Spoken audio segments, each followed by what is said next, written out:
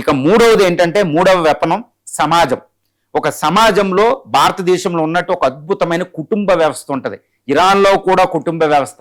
ఆ సామాజికంగా అది చాలా స్ట్రాంగ్ ఉంటుంది. ఒక వ్యవసాయ విధానాలు ఏంటి, అక్కడ ఉన్న న్యాచురల్ రిసోర్సెస్ను ఉపయోగించుకోవడం, ఇవన్నీ. ఈ సమాజం ఏంటంటే ఈరోజు చూడండి, అమెరికా అటాక్ చేయగానే యునైట్ అయిపోయింది. ఇప్పుడు పాకిస్తాన్ మన మీద అటాక్ చేసిన 1962లో భారతదేశం మీద చైనా అటాక్ చేసినప్పుడు తమిళనాడులో యాంటీ హిందీ మూవ్మెంట్ పక్కన పెట్టి ఎంజీఆర్ వాళ్ళు యాంటీ చైనా అనుకుంటూ మొదలు పెట్టారు. చైనా వెనక్కి వెళ్ళిపోయింది.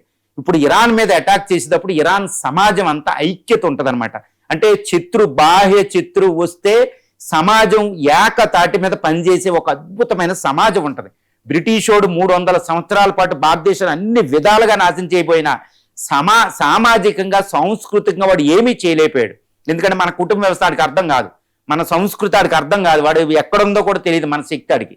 అలాగే ఇరాన్ సమాజం అమెరికాకి అర్థం కాదు, ఇజ్రాయెల్ ఏమి చేయలేవు. కాబట్టి ఈరోజు యునైట్ అయ్యింది. కాబట్టి ఎంత నాశనం చేసినా ఇరాన్ మళ్ళీ లెగిసిపోదు. కాబట్టి వాళ్ళు ఏమీ చేయలేరు. ఇప్పుడు ఇరాన్ 9 కోట్ల మంది ఏకమైపోయారు. అది మూడో వెపనం. దీన్ని ఓడించి అమెరికా ఇజ్రాయెల్ అక్కడ బ్రతికైతే బట్ట కట్టవు.